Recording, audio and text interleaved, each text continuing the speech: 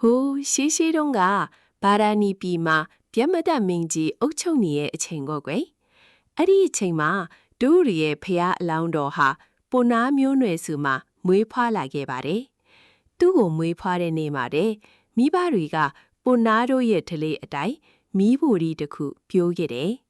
အဲ့ဒီမီးဖိုလီကိုအိမ်ရဲ့အညံ့နိုးဆုံးနေရာမှာထားပြီးတေချာဂယုစိုက်စောင့်ရှောက်ကြတာပေါ့ဒါဟာဖျားလောင်းလေးရဲ့ဘဝခီးလန်အစတင်နဲ့အမတ်တရာနေလေးမဲ့ဖြစ်ပါတယ်သားတို့သမီးတို့ရေဖျားလောင်းရဲ့မိဘတွေဟာမီးပြိုးတဲ့နေကစားပြီးအဲ့ဒီမီးလေးငိမ့်မသွားအောင်အမြဲလှုပ်ဆောင်တယ်ထင်းတွေလောင်းစားတွေအမျိုးမျိုးထည့်ပြီး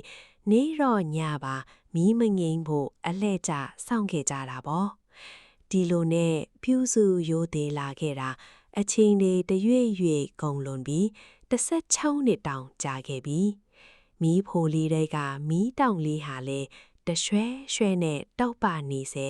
အသက်ရှင်နေစေဖြစ်နေခဲ့တယ်ကွယ်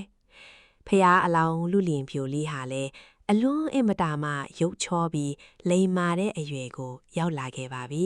မီးရဲ့တက်တန်း16နှစ်ပြည့်တယ်လို့ဖះလောင်းရဲ့အသက်ဟာလေ16နှစ်ပြည့်ခဲ့ပြီပေါ့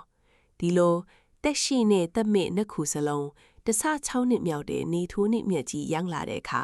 မိဘနှစ်ပါးကသားဖြစ်သူဖျားလောင်းကိုအနားခေါ်ပြီးပုံနာတို့ရဲ့စကားတခွန်းကိုဆိုလာခဲ့တယ်။ချစ်သားတင်ဟာအိမ်ထောင်ပြုပြီးလူပေါင်းမှာပျော်မွေ့ချင်းရင်တော့ဒီမီးကိုအခုပဲငြိမ်သက်လိုက်ပါ။ပြီးရင်တော့ပုံနာတို့တက်အပ်တဲ့ဘေးဒိန်3ပုံအသက်ပညာတွေကိုကြိုးစားပြီးသင်ယူပါတော့လို့ပြောတာပေါ့။ဒါပေမဲ့တကယ်လို့တင်ဟာဗျမာပြည်ကိုရောက်ချင်တယ်ဆိုရင်တော့နောက်ထပ်နီလန်တစ်ခုရှိတယ်။တင်အတွက်မွေးကလေးရပြူထားတဲ့ဒီမီအိုးလေးကိုယူပြီးတောထဲကိုအခုပဲဝင်သွားပါတော့ချစ်တာ။တောထဲမှာပဲဒီမီကိုမငင်းစေပဲနေတိုင်းပူဇော်လုပ်ကြွေပြီးအကြည့်မြတ်ကိုကျင့်ကြံရမယ်။ဒါဆိုရင်ဗျမာကြီးတွေကတင့်ကိုအယံသဘောကျပြီးဗျမာပြည်ကိုလာခေါ်ပါလိမ့်မယ်လို့မိဘတွေကလမ်းညွှန်ခဲ့ပါတယ်။ဖျားလောင်းက